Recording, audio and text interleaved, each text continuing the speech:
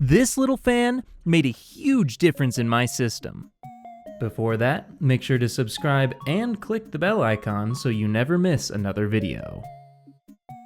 So earlier this week, I decided to try my hand at RAM overclocking once again. In the past, I was able to move my 3600 MHz RAM to 3666 MHz, which if you know anything about the Ryzen chips, which I have a Ryzen 3900X, you know that increasing the RAM speed also increases the fabric speed on Ryzen chips, which helps quite a bit for gaming. So I thought to myself, 3666, that's not a very big overclock, let's see if we can get it a little bit higher. And after messing around with a few settings such as enabling gear down mode in my BIOS, I was able to get the RAM to post at 3800 MHz.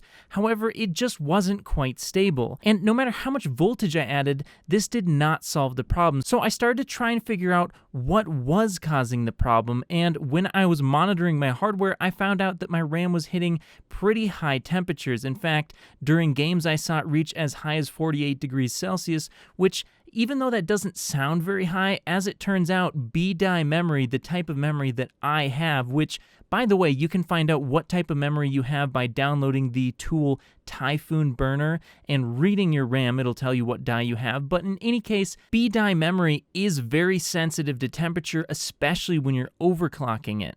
So that got me thinking, is there a way I can rearrange the fans in my system to drop my RAM temperature and hopefully get better stability out of my system? So I tore apart my whole system, I rearranged the fans, and I turned it back on, and I did some more gaming, and as I found, it only dropped my temperatures around 2 degrees. Now, instead of at 48 degrees Celsius max, I was at 46 degrees Celsius max, and unfortunately, 1900 MHz F clock or 3800 MHz memory clock still was not stable. So I went into my BIOS and I increased the fan speeds, and yet again, it was still not stable, and it didn't really help my RAM temperatures much at all.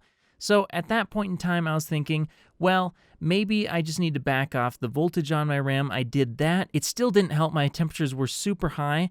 And at that point, I finally broke down and went, you know what?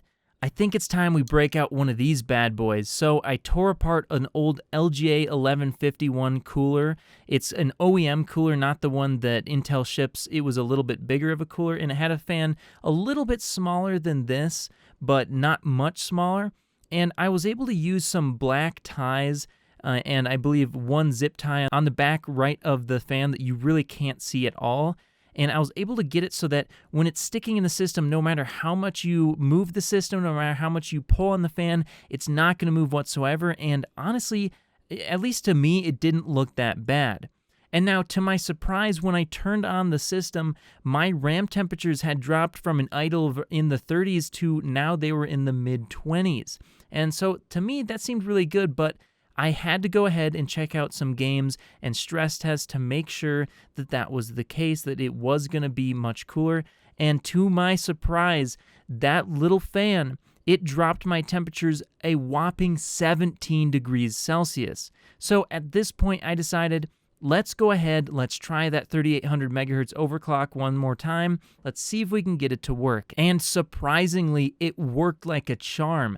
All of a sudden, 3800 MHz would boot no problem. It wasn't having any sort of frame drops, instability whatsoever. I ran Prime 95, I ran Mem test, I ran 8064, I ran games for hours. I ran all of these tests for hours and hours with no issues whatsoever. And it was stable with voltages as low as 1.36 volts, though I did end up increasing my voltage on my RAM to 1.42 volts just for extra safety. And now at this point, my RAM never passes 33 degrees Celsius, which is really great. So the moral of the story is, if you haven't checked your RAM temperatures ever, I suggest you do so, especially if you're overclocking. Because if your RAM temperature is too high, it's not going to overclock very well. This is especially true when it comes to Samsung BDI memory, which for whatever reason seems to be very temperature sensitive. Now, if you're just running your RAM at stock speeds, this shouldn't really matter too much. RAM is rated to work at up to around 80 degrees Celsius, I believe, before serious damage does occur. And in fact, many RAM kits can run very high temperatures without having any issues whatsoever. And of course, it always depends on what type of memory you have and how good the cooling on them is. but in general, the lower your RAM temperatures, the higher stability you're going to be able to achieve.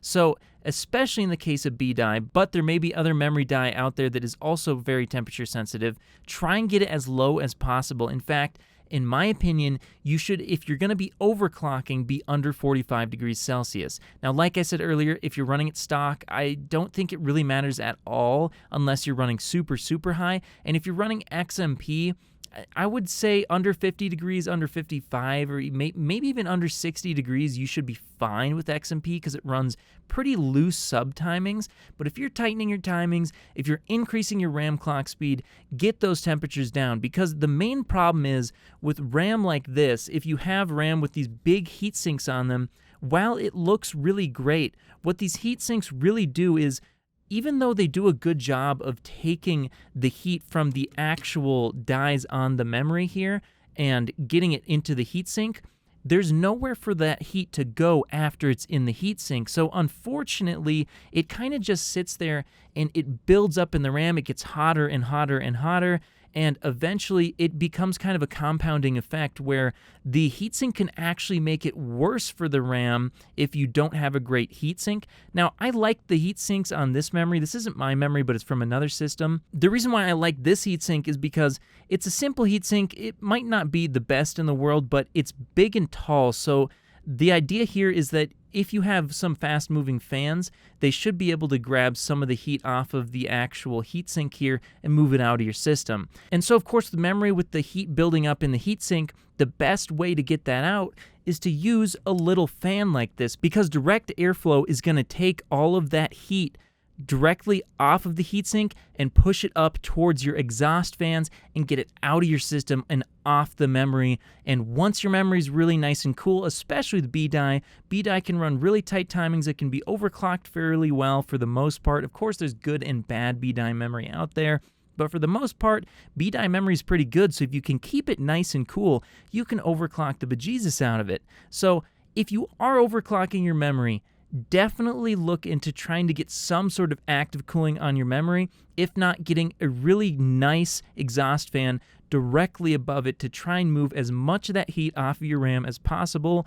And hopefully that helps you achieve higher clock speeds on your RAM, which if you're using any CPU is good, but especially for Ryzen, getting that fabric frequency or the F clock higher is going to help you in gaming because it reduces that core-to-core latency and it reduces the latency to your DRAM. So once again, if you haven't looked at your RAM temperatures before, I highly suggest you do so, and be sure to share this video with as many people as you can, because honestly, I don't think it's very well known that heat can make a big difference on your RAM performance, at least when it comes to overclocking.